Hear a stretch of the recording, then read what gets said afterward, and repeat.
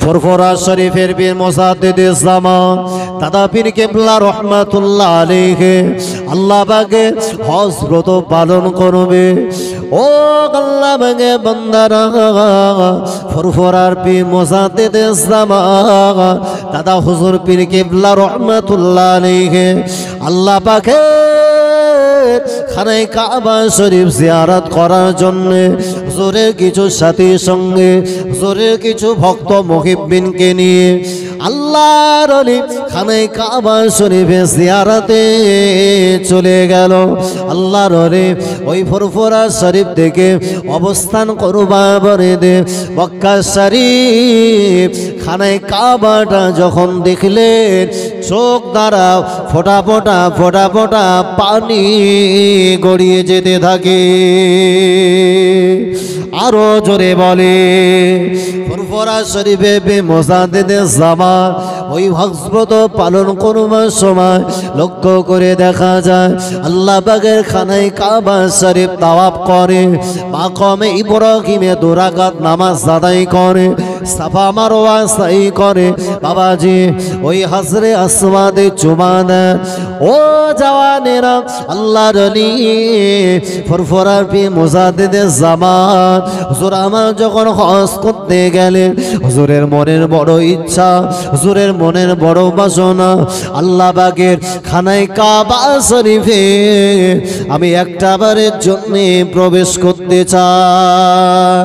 আল্লাহর ওলি ফুরফুরা পীর মুজাদ্দিদুজ জামান অন্তরের ইচ্ছা নিয়ে খানায়ে কাবা শরীফের নিকটে যখন তাওয়াফ করছিলেন, ওখানে অবস্থান করবার পরে সৌদি সরকার আল্লাহর ওলিকে ডেকে বললে, ফুরফুরার আবু বকর আল্লাহ পাকের খানায়ে কাবার দরওয়াজা তোমার জন্য খুলে দেওয়া হয়েছে।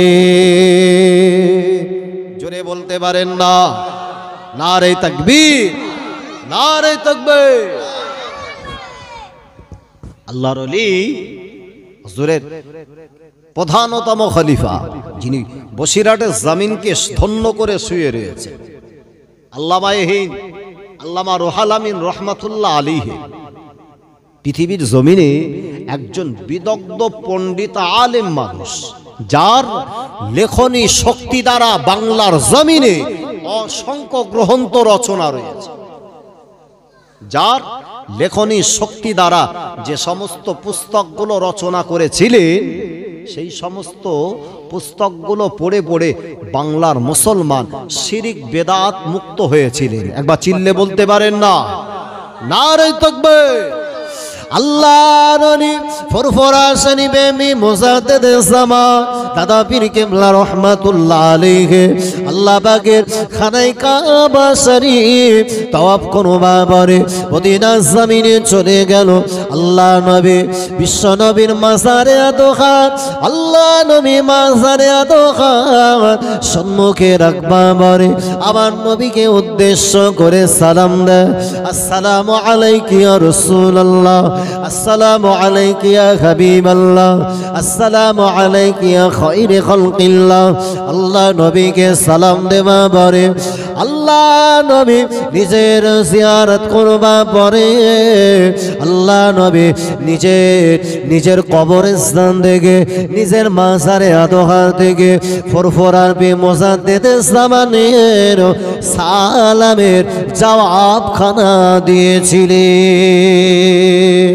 আল্লাহর ওলি মুজাদ্দিদুজ জামান দাদা পীর কেবলা রহমাতুল্লাহ আলাইহি আল্লাহ নবীর সালামের উত্তরটা নিজে কানে শুনতে পেয়েছিলেন। জোরে বলতে পারেন না? নারে তাকবীর। আল্লাহর ওলি বিশ্ব নবীকে উদ্দেশ্য করে সালাম দিলেন, আর আল্লাহ রাসূল বলেছিলেন, মান যারা কবরি বাদা ওয়াফাতি ফাকান্নামা যারানি ফি হায়াতি।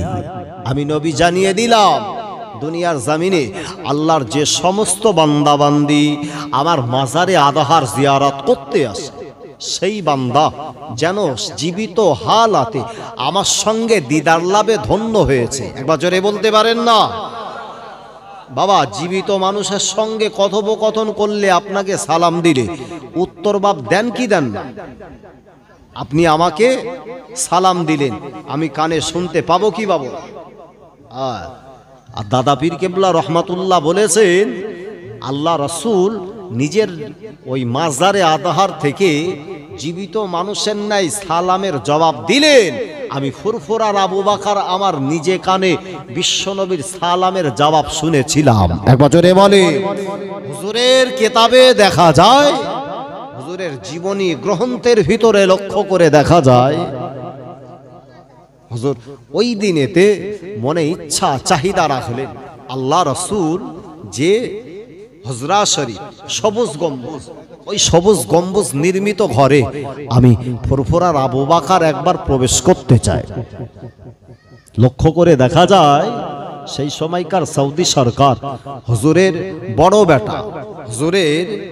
বেটা এবং ফুরফুরার পীর মুজাদ্দিদে জামান দাদা পীর কেবলা সহ বসিরহাটের হুজুর আল্লামা রুহুল আমিন রহমাতুল্লাহ আলাইহি সহ বিশিষ্ট কয়েকজনকে একটা রাত আল্লাহ রসুলের মাজারে আদাহারে থাকার সুব্যবস্থাও করে দিয়েছিলেন। একবার জোরে বলে, চিল্লে বলে নারে তাকবীর।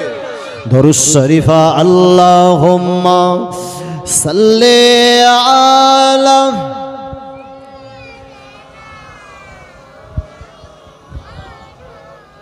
আমি এক ঢোক করব।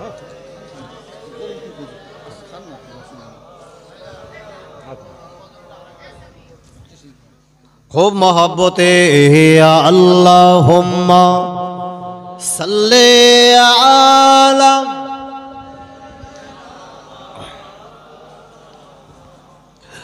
ওয়ালা আলি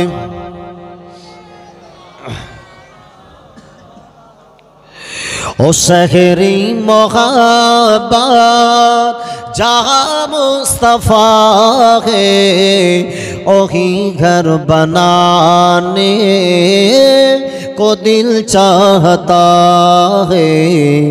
ओ शहरी मोहब्बत जहाँ मुस्तफा है वही घर बनाने को दिल चाहता है। या अल्लाहुम्मा सल्ले आला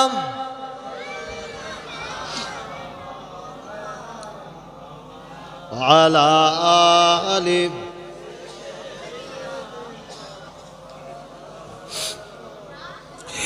ओ शहरी मोहब्बत जहाँ मुस्तफा है वही घर बनाने को दिल चाहता है।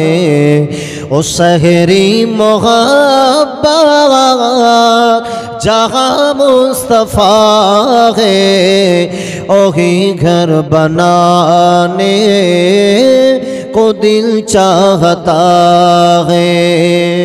ओ सोने से कंकर ओ चांदी से मिट्टी नजर में बसाने को दिल चाहता है।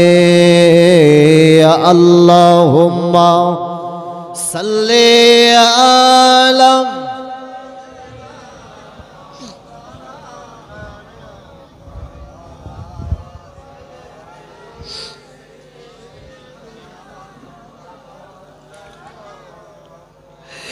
जिहादे मोहब्बत की आवाज़ गूंजी कहा हम जलाने ए दुल्हा से अपनी इशारा में आका के इतना मज़ा था इशारा में आका के इतना मज़ा था लबों पे लगाने को दिल चाहता है। ओ शहरी मोहब्बत जहाँ मुस्तफा है वही घर बनाने को दिल चाहता है। अल्लाहुम्मा सल्ले अला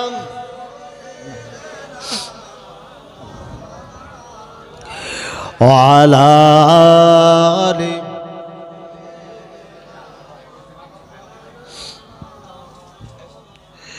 सितारों से ये चाँद कहता है हर दम,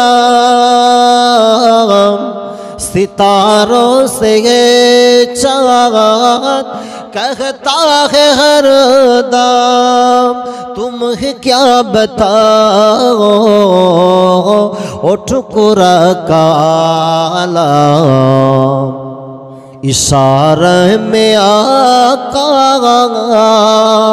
के इतना मज़ा था, इशारे में आका के इतना मज़ा था, फिर टूट जाना को दी चाहता है। ओ शहरी मोहब्बत जहाँ मुस्तफा है वही घर बनाने को दिल चाहता है। ओ सोने से कंकर ओ चांदी से मीठी नजर में बसाने को जी चाहता है। अल्लाहुम्मा सल्ले अला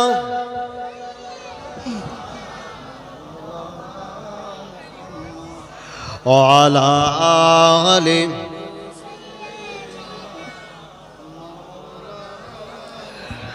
আমার ভাইরা, জওয়ানেরা, যুবকেরা, মুরব্বিয়ানগণেরা, বলছিলাম পৃথিবীর জমিনে নবীর মিশন, দুনিয়ার জমিনে নবী চেয়েছে ইসলামের আইন কানুন মেনে নাও, বিনিময়ে দুনিয়াতে শান্তি পাবে, আখেরাতেও নাজাত পাবে। একবার জোরে বলে। কিন্তু দুনিয়ার জমিনে বাবা যতটা রাসূল প্রেমিক না হয়েছে তার চাইতেও বেশি ইবলিস প্রেমিক। দেখো না, যতটা নবী প্রেম আছে তার চাইতেও ইবলিস প্রেম অন্তরের একেবারে রন্ধ্রে রন্ধ্রে পৌঁছে গেছে। ওই জন্যই মুসলিম পাড়ায় টিকিটের কাউন্টার বেশ সুন্দর, বেশ ভালো কোয়ালিটি চলে। মুসলিম পাড়ায় যেভাবে লটারির কাউন্টার চলে বা না দেখতে পাওয়া যায় কাওড়া পাড়ায়, না দেখতে পাওয়া যায় ঘোষ পাড়ায়। আহা, এরা আবার মরার পরে দয়ার জান্নাতে যাবে বড় হকদার ইচ্ছা অনুভূতি নিয়ে বসে। তুমি জানো যে নবী ইসলাম পেয়েছো, এই ইসলাম কত কষ্টের। তুমি ইসলাম চেনোনি, তুমি ইসলাম সম্পর্কে উদাসীন, তুমি ইসলাম সম্পর্কে উদাসীন, নিজের জীবনটাকে চিনতে পারোনি যে ইসলাম পেয়েছো, ইসলাম নিয়ে কখনো গবেষণা করোনি। পৃথিবীর জমিনে আজকে আমাদের যে ইয়াংস্টার যুব সমাজ বাবা আছে, এরা যেমন সব ফ্রি ফায়ার পাবজি পান, দেখবেন কোথায় ঝোপের ঝাড়, কোথায় তিন রাস্তার মোড়, রাত 12টা বাজে না, 1টা বাজে না, 2টো বাজে না, দেখবা শুধু জাবান দিয়ে একটা জেগে চলতে, শুধু বলতেছে মার মার মার মার মার মার। এবার ভয়, আহা, তবে এদিককার কোচিরা সব ঠান্ডা হয়ে রয়েছে, মানে এরা কেউ খেলে টেলে না, চোখেও দেখি, হাতে অ্যান্ড্রয়েড মোবাইলই নেই তা। আহা, দেখো না আজকে খোঁজলে দেখো, এখানে সবাই আছে, কিছু পাবলিক দেখো, একটু রাস্তার দিক সাইডলে খোঁজলে দেখো না, ওখানেও চলতেছে। এই মজলিসি বসে ফ্রি ফায়ার খেলার পার্টিও আছে। এত সুন্দর জেগে চালাচ্ছে, শুধু বলতে মার মার মার মার, খোদাও বলতে শুধু আয় আয় আয়, ঢোক কবরে ঢুকবি, সোজা কর দাঁড় করা, এক ঠিক এইভাবে দাঁড় করা, দাঁড় করিয়ে ওই জেকের এবার ফেরেশতাদের দিয়ে চালাবে, বলো বুক ঝাঁঝরা কর। আমার ভাইয়েরা, এরাও যুবক। আর নবীর হাতে হাত দিয়ে কলেমা পড়ে মুসলমান হওয়া নবীর কিছু সাহাবীদের ভিতরে একজন সাহাবী ছিলেন, নাম হচ্ছে তার হযরতে আবু তালহা রাদিয়াল্লাহু আনহু। আহা, নিজের জীবনটা নবীর কদমে সঁপে দিয়েছে। একবার জোরে বলে আল্লাহ নবী, বিশ্ব নবী, আমাদের নবী, আখিরি জামানার নবী। আল্লাহ নবীর সঙ্গে বেঈমান বেদিনদের কুফারে কুরাইশদের সঙ্গে যুদ্ধ হলো। ওই যুদ্ধটার নাম ছিল ওহদ যুদ্ধ। আল্লাহর নবী ওহদের প্রান্তরে চলে যাওয়া পরেতে আল্লাহ নবী সাহাবা আমার নবীর চতুর্দিকে বেষ্টন করে ঘুরতে লেগেছে। নবী সাহাবা কিতাবে ভিতরে দেখা যায় হযরতে আবু তালহা, আহারে আল্লাহ নবী সাহাবা হযরতে আবু তালহা আমার নবী চতুর্দিকে ঘোরে। আল্লাহ নবী বলে, বাবা আবু তালহা, বাবা তালহা, এমন করে বাবা ঘোরাফেরা করো কেন? আল্লাহ নবীকে বলে, ইয়া রাসূলুল্লাহ, ইয়া হাবিবাল্লাহ, জিহাদের ময়দানে হুজুর আপনার বেঈমান বেদিন কুফারে কুরাইশের দলেরা হুজুর আপনার দেহেতে যদি আঘাত করে, আমার দেহটাকে আপনার দেহের জন্য নিজের দেহটাকে ঢাল স্বরূপ দাঁড় করিয়ে দিয়েছে। জোরে হবে না, চিল্লে হয় না। আপনাকে মারবে আবু তালহা চায় না। আমি তালহা, আমার রক্ত জীবনের এক ফোঁটা আল্লাহ যতদিন দেহে জীবিত রাখবে, এই দেহে এক ফোঁটা যতক্ষণ রক্ত বইতে থাকবে ততক্ষণ পর্যন্ত নবীর দেহ থেকে এক ফোঁটা রক্ত জমিনে পড়তে দেব না। একবার জোরে বলেন। এও যুবক, এও যুবক নবীর হাতে হাত দিয়ে কলেমা পড়ে মুসলমান হয়ে নিজের জীবনটা নবীর কদমেই সঁপে দিলেন। আল্লাহ নবী সাহাবা হযরতে আবু তালহা, হযরতে তালহা রাদিয়াল্লাহু আনহু ওই উহুদের ময়দানে আল্লাহ নবীকে সেভ করার জন্য উত্তর দিক থেকে যখন ছুটে ছুটে ছুটে ছুটে ছুটে ছুটে ছুটে ছুটে আল্লাহ নবীকে যখন পাকড়াও করতে আসে, আবার নবীকে যখন আঘাত লাগবার উপক্রম, আল্লাহ নবী সাহাবা হযরতে তালহা আর নিজের পিঠটাকে সেদিকে পেতে দেয়। আল্লাহ নবীর দেহে একটা তিল লাগতে দেয় না। নবী সাহাবী তালহা আবার নবীকে যখন যেদিক থেকে তীর আসে সেদিকে নিজের পিঠটাকে বেঁধে দেয়। একবার বুকটা বেঁধে দিয়েছে। কিতাবের ভিতরে দেখা যায় আল্লাহ নবী সাহাবীরা বর্ণনা দিয়েছে, হাদিসের ভিতরে বুখারী শরীফের হাদিসের গ্রন্থে এসেছে, আল্লাহ নবী সাহাবী তালহা ইন্তেকালের পূর্ব মুহূর্তে জমিনের উপরে পড়ে রইল, দেহটা রক্তমাখা খুনে লালেলা, জমিনে দাঁড়াতে পারে না। এক পর্যায়ে নবীর সম্মুখে দাঁড়িয়ে আল্লাহ নবীকে বলে, ইয়া রাসূলুল্লাহ, ইয়া হাবিবাল্লাহ, দেহের এক ফোঁটা রক্ত যতক্ষণ আল্লাহ বাকি রেখেছিলেন আমি তালহা আপনার চেহারাতে একটা তিল লাগতে দিই না। ও জওয়ানেরা, যুবকেরা, নবী সাহাবী তালহা ওনার অজান্তে একটা তীর ছুটে ছুটে ছুটে ছুটে গেছে আল্লাহ নবীর মাথা মোবারকটা বিদ্ধ করে দিল। আমার নবীর মাথাতে সোজা এসে লেগে গেল। আবার নবীর মাথার লোহার বর্ম ভেদ করে আল্লাহ নবী বিশ্ব নবীর মাথাতে এসে বিঁধে যায়। আল্লাহ নবী ওই জিহাদের ময়দানে জমিনের উপরে পড়ে গেল। আবার নবীর রক্তমাখা শরীর নিয়ে হযরতে তালহা আবার নবীকে সুন্দর করে জড়িয়ে ধরে নবীকে একটা সেফ জায়গাতে নিয়ে গেল। এই সংবাদটা যখন টোটাল উহুদের ময়দানে পৌঁছে গেছে, আবার নবী দুনিয়ার জমিনে আর বেঁচে নাই। আল্লাহ নবী শাহাদাত বরণ করে ইন্তেকাল বরণ করেছে। নবী সাহাবী আবু বকর ছুটে ছুটে আল্লাহ নবীর নিকটে এসে দেখে, আহারে নবী জমিনের উপরে পড়ে আমার নবীর মাথা থেকে দাদ্দার দাদ্দার করে খুন করতে থাকে। হযরতে আবু বকর আমার নবীর মাথা থেকে লোহার বরমটাকে খুললে বাবাজি আবু বকর আমার নবীর নিশ্চুপ হালাত দেখে আমার নবী বিশ্ব নবী অজ্ঞান সেন্স আউট দেখে আবু বকর দাঁড়িয়ে দেখতে পারে না।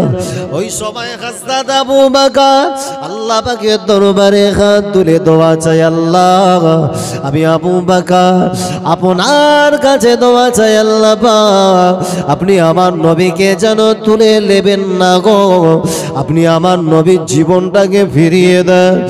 ও রব্বুল আলামিন আল্লাহ আমি আবু বকর আপনার কাছে দোয়া চাই আমার নবীর জীবনটা ফিরিয়ে এর পরিবর্তে আবু বকরকে দুনিয়া জমিন থেকে তুলে নেন। জোরে বলি, আরো জোরে বলি।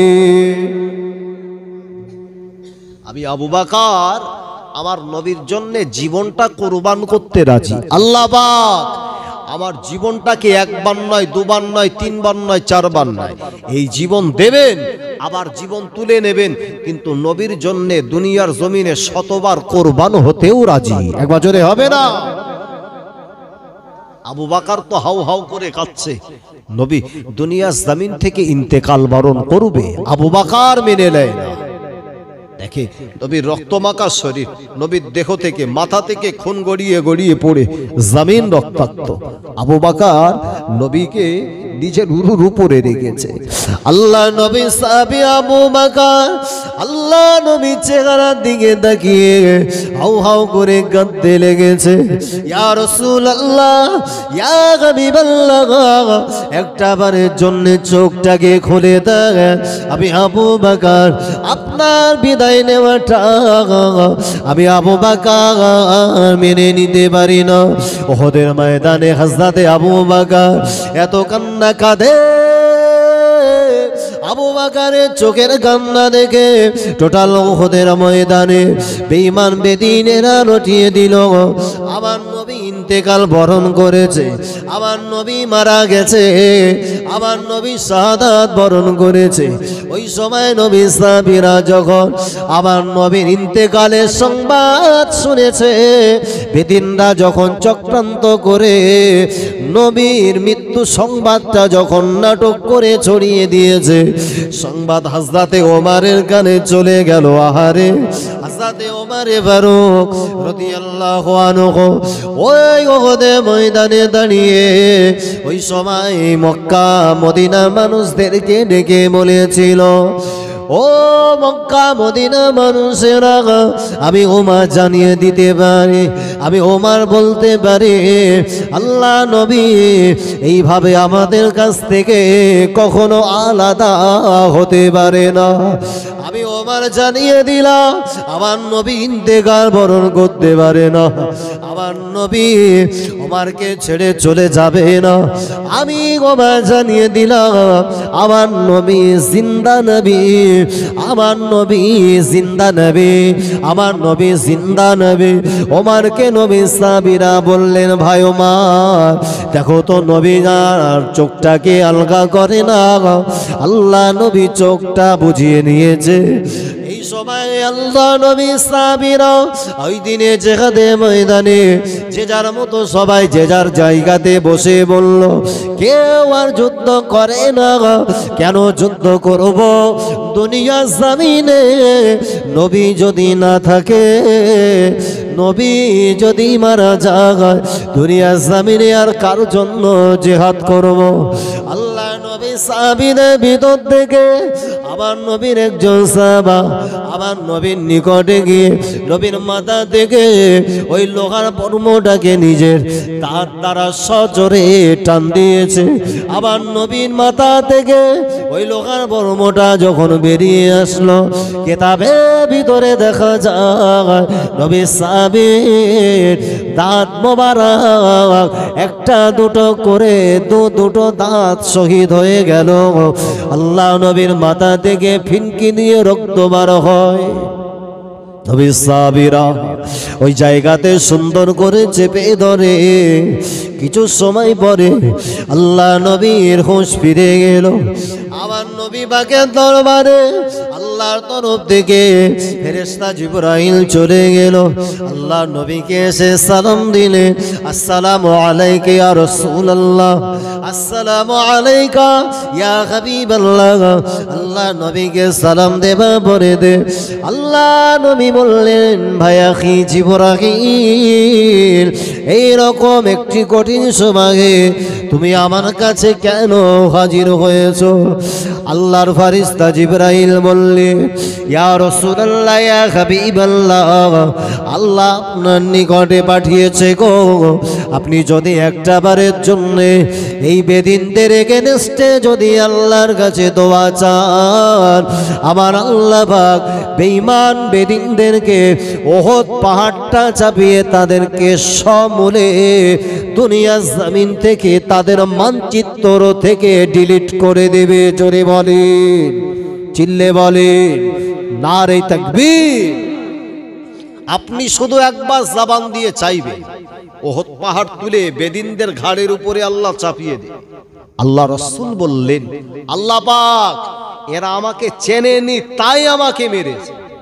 এরা যদি চিনতো আমি মোহাম্মদ হিসাবে, যদি ওরা আমি অ্যাজ এ পার্সন হিসাবে কেমন মানুষ যদি ওরা জানতে পারত, হারগিজ কখনো মোহাম্মদকে তারা কষ্ট দিত না। ওরা চেনে না বলে আমাকে মেরেছে। একজন এই অজ্ঞাত মানুষের বিরুদ্ধে আমি মোহাম্মদ কিভাবে ওদের বিরুদ্ধে আল্লাহর কাছে আমি দোয়া চাইতে পারি? বরং আল্লাহর কাছে দোয়া চাইলাম, আল্লাহ ওরা চেনে না, ওদেরকে তুমি ক্ষমা করে দাও। একবার জোরে বলে। পৃথিবীর জমিনে মানবতার শ্রেষ্ঠ মূর্ত প্রতীক যার নাম ছিল হযরত মুহাম্মদ সাল্লাল্লাহু আলাইহি ওয়াসাল্লাম, দুনিয়ার জমিনে যত উদারতা মন মানসিকতার মানুষ দেখেছেন, যার ভিতরে ছিল দয়াদ্রতা, নমনীয়তা, ভদ্রতা, উদারশীলতা, নম্রতায় পরিপূর্ণ, তিনি হচ্ছেন আমার নবী মুহাম্মদ সাল্লাল্লাহু আলাইহি ওয়াসাল্লাম। জগতের বুকে নবীর এই সুন্দর আচরণ দেখে বেদিনেরা তো তাই রাসূলকে, এরা আমার নবীর প্রতি অজান্তে কলেমা পড়ে মুসলমান হয়েছিলেন। নবীর এই আদর্শেই আমার আল্লাহ, নবীর শানে আল্লাহ কোরআন কারীমে একটা আয়াত নাজিল করেছিলেন, ওয়ামা আরসালনাকা ইল্লা রাহমাতাল লিল আলামিন। একবার জোরে বলেন। আল্লাহ বলেনি যে নবী তুমি শুধু মুসলমান দিগের জন্য নবী, তুমি শুধু মুসলমান দিগের জন্য রহমত স্বরূপ। আল্লাহ যদি মুসলমানদেরকেই শুধু বলতেন তাহলে ওয়ামা আরসালনাকা ইল্লা রাহমাতাল লিল মুসলিমিন, মুসলমানদের নাম নিতেন। আল্লাহ বলেছেন আলামিন, জগৎবাসীর জন্য তুমি রহমত। একবার জোরে হবে না?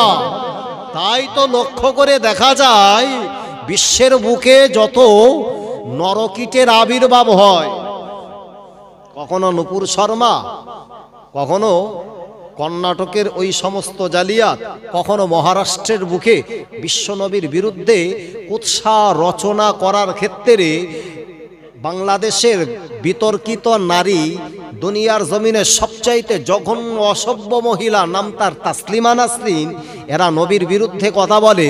ওজন্যই মাথার উপরে আল্লাহ আসমান থেকে বাস ফেলে না। এই কারণে বুঝো, এদের মাথার উপরে আল্লাহ আসমানি বাস ফেলে না, কারণ হচ্ছে নবী সকলের জন্য রহমত স্বরূপ ছিলেন। একবার জোরে বলে। আহা, পৃথিবীর জমিনে মানবতার শ্রেষ্ঠ নিদর্শন হযরত মুহাম্মদ সাল্লাল্লাহু আলাইহি ওয়াসাল্লাম, সেই নবীকে আমরা প্রকৃতপক্ষে একজন আদর্শবান নেতা হিসাবে পেয়েছি। আমাদের জীবন ধন্য এবং পূর্ণ। আমার ভাইয়েরা, একবার প্রাণ খুলে উচ্চ আওয়াজে দরুদ শরীফ পড়িয়া আল্লাহুম্মা সাল্লি আলা